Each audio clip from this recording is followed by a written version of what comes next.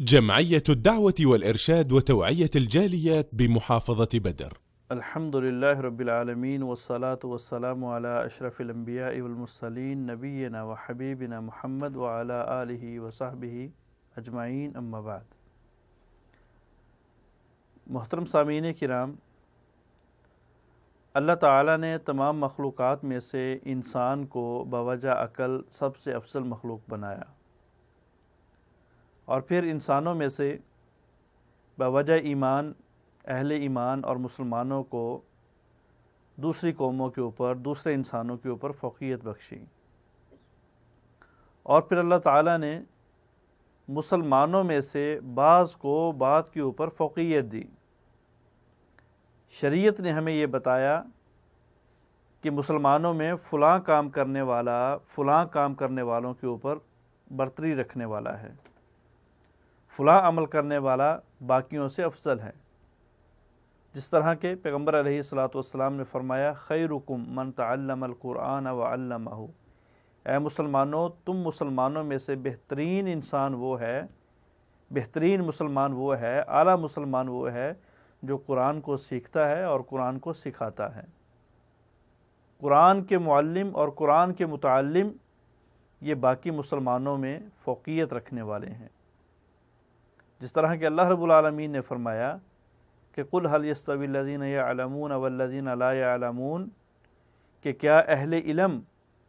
اور بغیر علم والے برابر ہیں،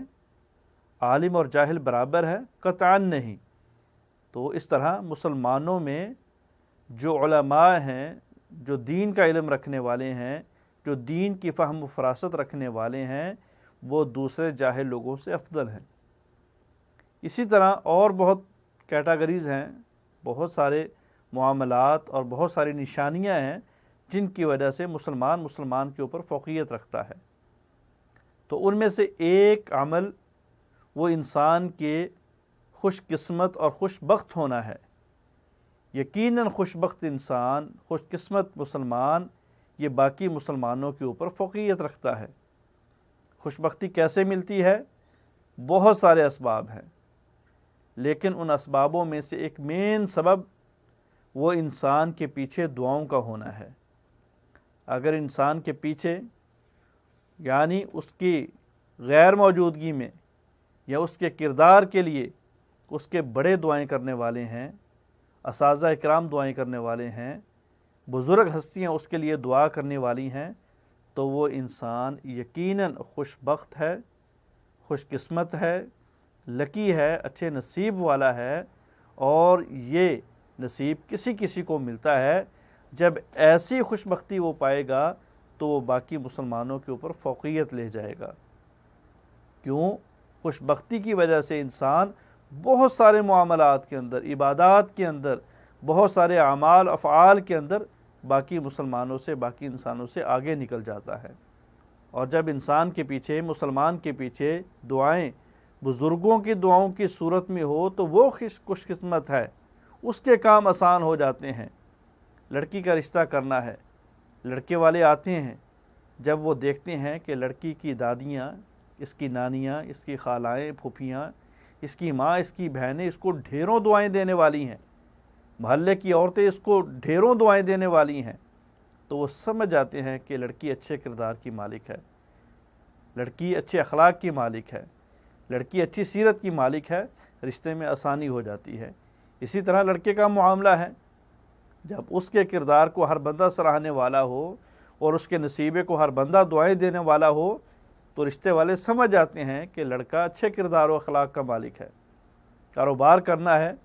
جب پتہ چل جائے کہ یہ آدمی لکی ہے، اس کے پیچھے بزرگوں کی دعائیں ہیں، والدین کی دعائیں ہیں، یہ بندہ مٹی کو ہاتھ لگائے سونا بن جاتا ہے، تو انسان اس کے ساتھ پارٹنرشپ کرنے میں جلدی کرتا ہے، کوشش ہوتی ہے کہ میں اس کے ساتھ مل جاؤں، بڑا بانصیب آدمی ہے۔ تو میرے بھائیوں، وہ لوگ جن کے پیچھے بزرگوں کی دعائیں وہ اس قدر خوش قسمت اور لکی ہیں، تو ذرا سوچئے، غور کیجئے کہ وہ لوگ جن کو نبی علیہ السلام کی دعائیں ملیں، جن کے بارے میں پیغمبر نے رحمت کی، مغفرت کی، بخشش کی دعائیں کر رکھی ہوں، وہ انسان اس دنیا میں کس قدر لکی اور خوش قسمت ہوگا۔ وا نصیب صحابہ کرام کے جنہوں نے نبی علیہ الصلوۃ والسلام سے لائیو دعائیں لی، مباشرتاً دعائیں لی، ہاتھ میں ہاتھ ڈال کے سامنے بیٹھ کے دعاؤں کی اپیل کی، پیغمبر نے دعائیں کی، اللہ رب العالمین نے اپنی رحمتوں کے خزانے ان کے اوپر کھول دیے۔ چھوٹے سے صحابی ہیں حضرت ابن عباس رضی اللہ تعالی عنہ، نبی علیہ السلام کی خدمت کرتے ہیں، وضو کا پانی پیش کرتے ہیں۔ پیغمبر علیہ الصلوۃ والسلام نے سر کے اوپر ہاتھ پھیرا، فرمایا اللہم فقہہ فی الدین وعلمہ التاویل، اے اللہ اس کو دین کی سمجھ عطا کر دے اور اس کو تفسیر اور تعویل کا علم دے دے۔ تو چھوٹی سی عمر میں حضرت ابن عباس رضی اللہ تعالی عنہ بڑے بڑے صحابہ کرام سے فوقیت لے جاتے ہیں، برتری لے جاتے ہیں نبی علیہ الصلوۃ والسلام کی دعا کی وجہ سے۔ کنگال صحابی حضرت ابن عوف، حضرت عبد الرحمن ابن عوف رضی اللہ تعالی عنہ نبی علیہ الصلوۃ والسلام سے برکت کی دعا لیتے ہیں، کاروبار کرتے ہیں، اللہ تعالیٰ اتنی برکت عطا کرتے ہیں کہ جب اس دنیا کو چھوڑ کے جاتے ہیں، باوجود اس بات کے کہ سخی صحابہ میں شمار ہوتے تھے، بے دریغ اللہ کے راستے میں خرچ کرتے تھے، لیکن جب ان کی وراثت کو تقسیم کیا گیا تو خالی ان کی بیویوں میں اس کے مال کا 8واں حصہ 80,000 دینار ان کی بیویوں کو دیا گیا۔ اور اسی طرح سیرت کی کتابوں میں، تاریخ کی کتابوں میں یہ بات ملتی ہے کہ حضرت عبد الرحمن بن عوف رضی اللہ تعالی عنہ کے مال میں سے سونے کی اینٹوں کو کلہاڑوں کے ساتھ کاٹ کاٹ کے جو ہے وہ حصہ داروں کو تقسیم کیا گیا تھا، غریب و مسکینوں کو تقسیم کیا گیا تھا۔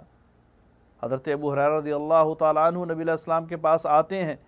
اللہ کے رسول میں اپنی والدہ کی وجہ سے بہت پریشان ہوں، آپ کو بہت غلط الفاظ میں یاد کرتی ہیں، اسلام کا نام بہت غلط الفاظ کے اندر لیتی ہیں، مجھے تکلیف ہوتی ہے، آپ ان کے لیے ہدایت کی دعا کر دیں۔ پیغمبر نے ہدایت کی دعا کی کہ اے اللہ ابو ہریرہ کی ماں کو ہدایت دے دے۔ وہاں سے چلے، گھر پہنچے، دیکھا ماں غسل کر رہی ہے، غسل کے بعد فوراً کلمہ پڑھ لیتی ہے۔ یہ باتیں کرنے کا مقصد یہ ہے، یہ واقعات بتانے کا مقصد یہ ہے کہ ہمیں یقین ہو جائے، ہمیں بحیثیت مسلمان پہلے بھی یقین ہے کہ نبی علیہ الصلوۃ والسلام کی ذات سے بڑھ کے کوئی ذات نہیں، اور ہمارا یہ ماننا ہے، ہمارا یہ عقیدہ ہے، ہمارا یہ یقین ہے، اسی کے اوپر اللہ سے موت کی دعا کرتے ہیں کہ اس کائنات کے اندر اللہ کی ذات کے بعد جو سب سے مقرب ذات ہے، چاہے جائے کہ کوئی جیسا کوئی انسانوں میں ہو، جنوں میں ہو، مقرب فرشتوں میں ہو، پوری کائنات کے اندر رب کی ذات کے بعد نبی علیہ الصلوۃ والسلام جیسی کوئی ذات نہیں ہے۔ سب سے مقرب ذات نبی علیہ الصلوۃ والسلام کی ذات ہے۔ تو اللہ سے دعا ہے کہ اللہ تعالی ہمیں بھی وہ اعمال کرنے کی توفیق دے، ہمیں بھی وہ کام کرنے کی توفیق دے جن کی وجہ سے پیغمبر کی دعائیں ملتی ہیں، اور جن دعاؤں کی وجہ سے انسان کے اندر خوش نصیبی اور خوشبختی آتی ہے، اور جس خوش نصیبی اور خوشبختی کی وجہ سے انسان بہت ساری نیکیوں کو کر کے اللہ کی جہنم سے ہٹ کے اللہ کی جنت کا مہمان بن جاتا ہے، اللہ کی جنت کا مسافر بن جاتا ہے۔ اللہ عمل کی توفیق عطا فرمائے۔